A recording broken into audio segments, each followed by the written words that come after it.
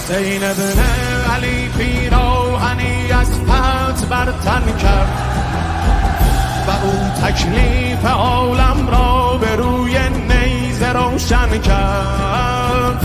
حسین آمد که دل خالی شود از ناامیدی ها، دو صف کرده از دنیا را حسینی ها یزیدی ها. حیدر حیدر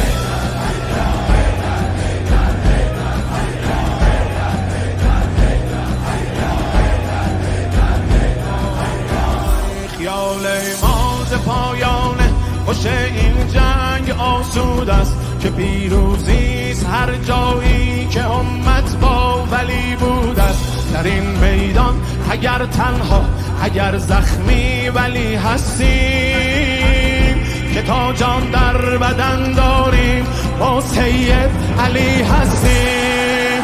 حیدر حیدر حیدر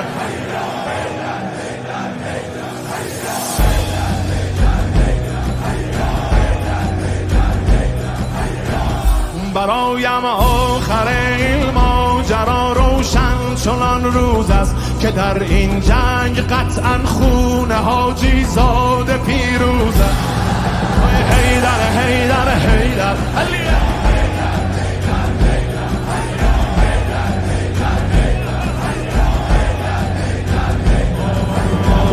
به نام نامی حیدر نبرد آغاز می گردد.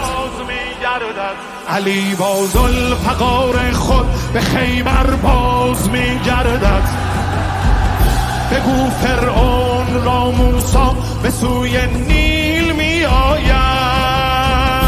علی با ذوالفقار خود به اسرائیل می آید. حیدر حیدر حیدر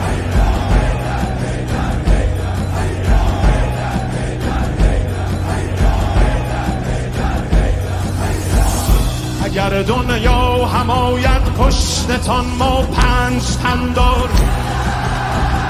اگر دنیا هم آید پشتتان ما 5 تن داریم. شما سنگر شکن دارید ما خیبر شکن داریم. حیدر حیدر حیدر